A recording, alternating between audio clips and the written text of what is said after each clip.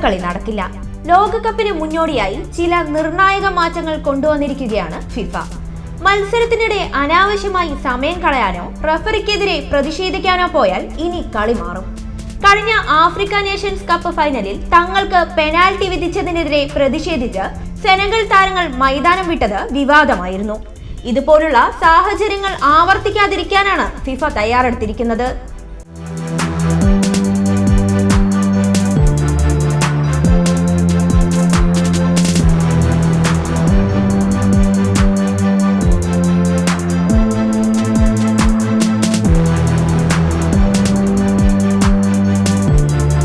പ്രധാനമായും 4 മാറ്റങ്ങളാണ് വന്നിട്ടുള്ളത്. അതിൽ ആദ്യത്തേത്, റഫറിയുടെ തീരുമാനത്തിൽ പ്രതിഷേധിച്ച് മൈതാനം വിട്ടാൽ റെഡ് കാർഡ് കിട്ടും. താരങ്ങൾക്ക് മാത്രമല്ല, അവരെ മൈതാനം വിടാൻ പ്രേരിപ്പിക്കുന്ന ഒഫീഷ്യലുകൾക്കും ഇത് ബാധകമാണ്. ത്രോയിൻ വൈകരുത്. ത്രോയിൻ അനുവദിച്ച ശേഷം റഫറി കൈ ഉയർത്തി 5 സെക്കൻഡ് എണ്ണുന്നതിനുള്ളിൽ ത്രോയിൻ എടുത്തില്ലെങ്കിൽ എതിർ ടീമിന് ത്രോയിൻ നൽകും. അതുപോലെ തന്നെ 5 സെക്കൻഡിനുള്ളിൽ ഗോൾ കിക്ക് എടുത്തില്ലെങ്കിൽ എതിർ ടീമിന് കോർണർ കിക്ക് അനുവദിക്കും. എതിർ ടീം അംഗവുമായി വായ പൊത്തി സംസാരിക്കരുത്. കൈ ഉപയോഗിച്ചോ ജേഴ്സി ഉപയോഗിച്ചോ വായ് മൂടിയാൽ റെഡ് കാർഡ്.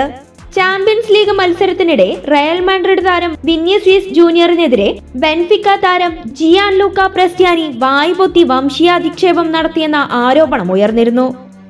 പക്ഷേ സൗഹൃദ സംഭാഷണങ്ങൾ അനുവദിക്കും. സബ്സ്റ്റിറ്റ്യൂഷൻ ബോർഡ് കാണിച്ച ശേഷം 10 സെക്കൻഡിനുള്ളിൽ താരങ്ങൾ പുറത്തു കടക്കണം. അല്ലെങ്കിൽ പകരക്കാരനായി ഇറങ്ങുന്ന താരത്തിന് 1 മിനിറ്റ് കാത്തു നിൽക്കേണ്ടി വരും.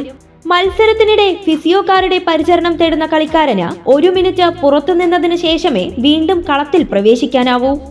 ഗോൾ കീപ്പർ ചികിത്സ തേടുമ്പോൾ ഇരു ടീമുകൾക്കും മൈതാനത്തിന് പുറത്തിറങ്ങി പരിശീലകരെ കാണാൻ അനുവാദമില്ല. 3 മിനിറ്റ് വീതമാണ് കളിയുടെ 2 പകുതികളിലും ഡ്രിങ്ക് ബ്രേക്ക്.